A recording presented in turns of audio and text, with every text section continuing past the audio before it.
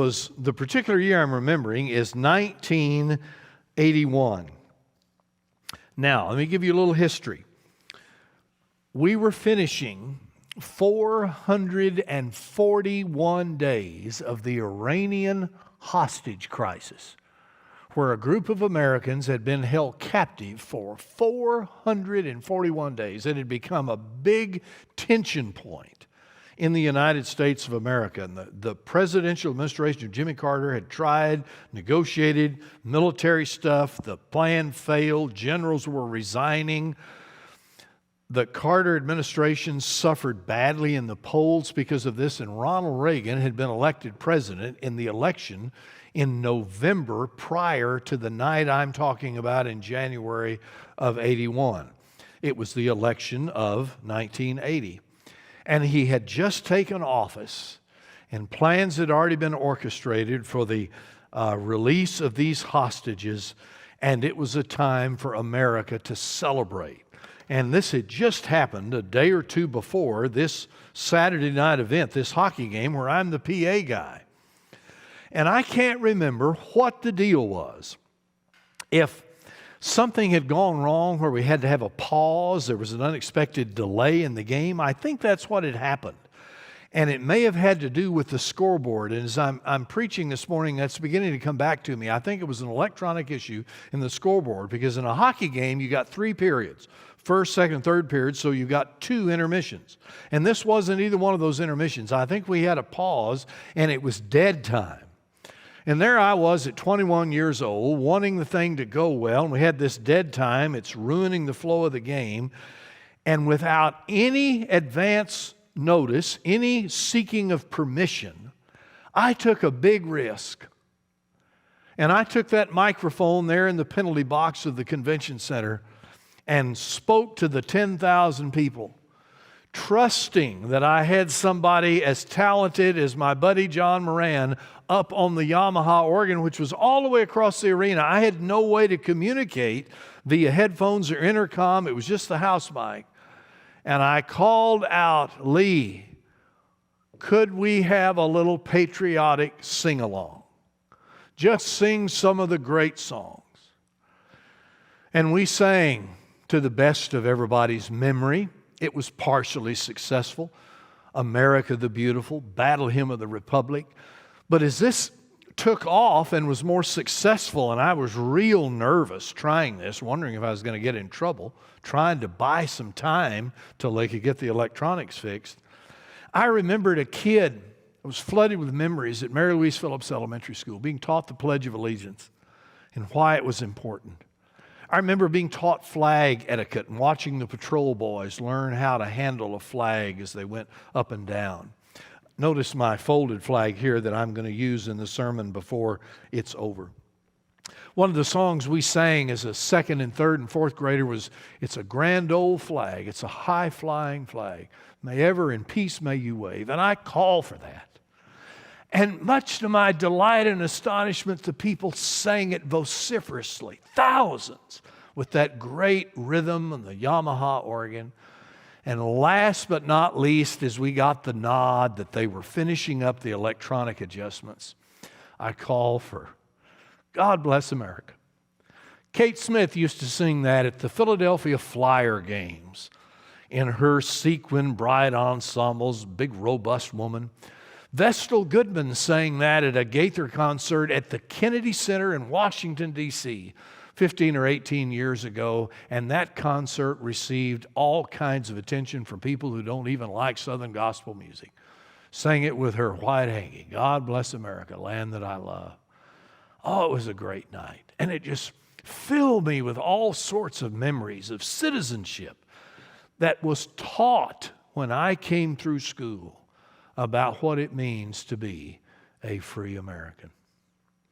And with all of the stuff that the light of the coronavirus has shed, the ills of our culture that need attention from loving, responsible, spiritually centered, proud, discipled Americans, I just want today to be an example of this transformation from within, the renewing of our minds, not thinking too highly of ourselves, to let some of these great memories flood our spirit today, to make us proud again, and to embrace challenges of our culture from a position of strength and a position of overwhelming gratitude. Because I'm going to finish this message by telling you another experience just as great as that night back in 1981 that happened just a few weeks ago. When I was called upon to do a funeral service for a man who had served this nation as the operator of a nuclear submarine, had been a great military historian, fine American citizen, and a really neat guy. He died way too young in his early 60s of cancer.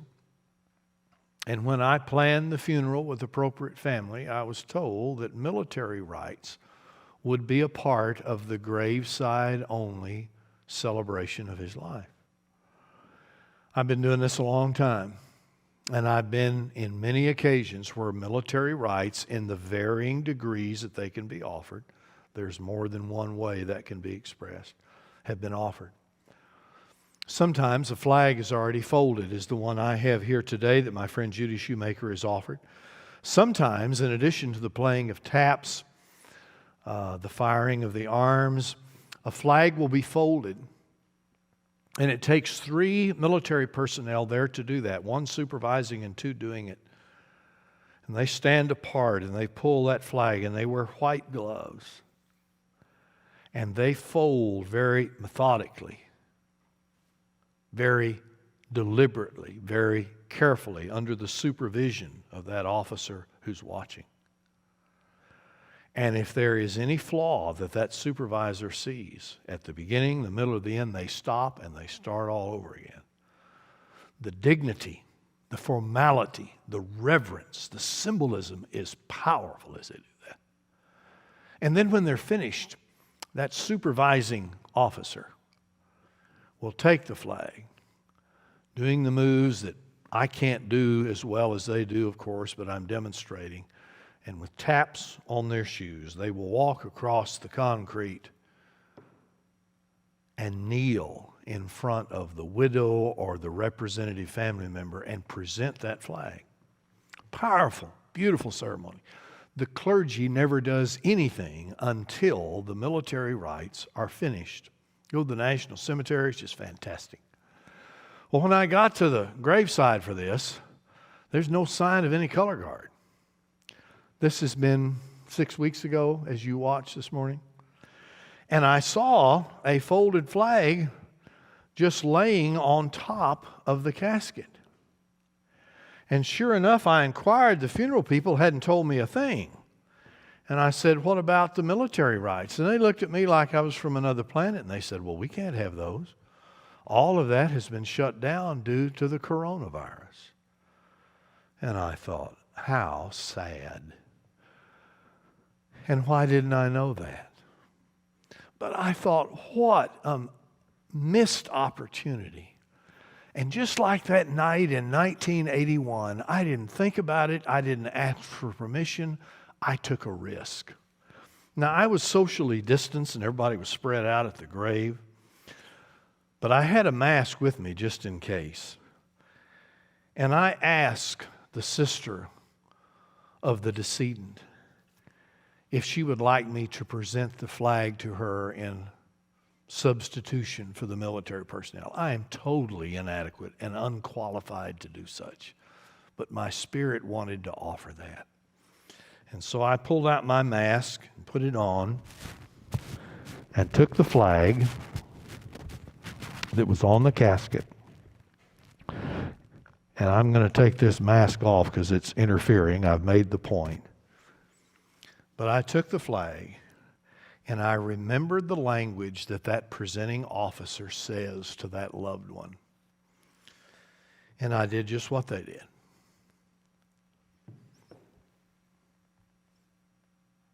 I knelt in front of her and offered the words the best I could remember in gracious and gratitudinal spirit for the service that person had done for the country and office of President of the United States, the language there. and presented that flag to that individual. And as I got up and went on, I had to focus on what I needed to say to celebrate that man's life. And his life was worth the celebration. But again, just like that night at the convention center when the flood of my childhood came back in front of me, all sorts of memories since then. The history of our country, our challenges, our accomplishments, our chapters, our rites of passage. All the great people I've known in the church who have sacrificed so much.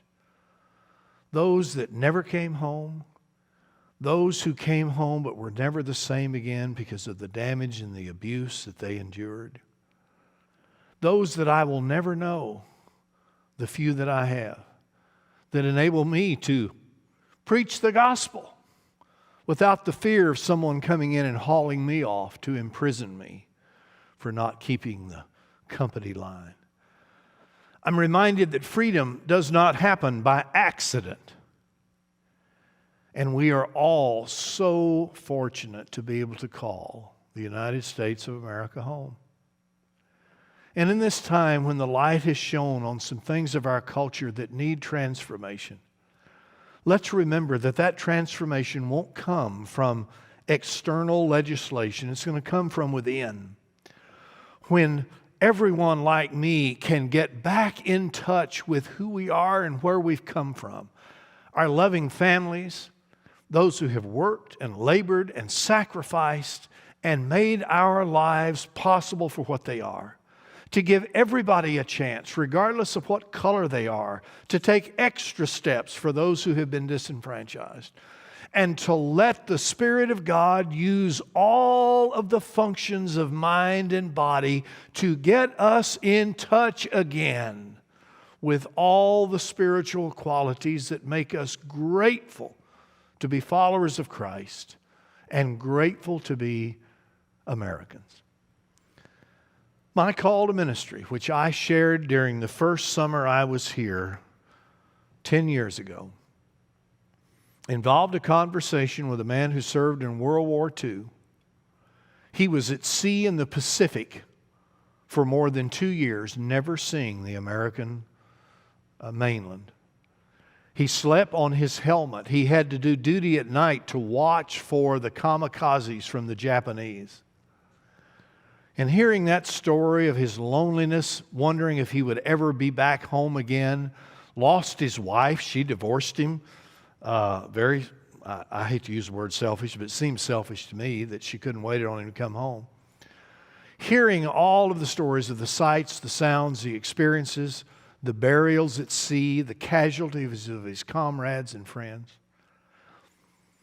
That so spoke to me years ago that the Spirit used that to help me realize that I, who would never be drafted and never have to go to war, could make the sacrifice I need to make for 4 years of seminary and trust that the God who called me would enable me and empower me.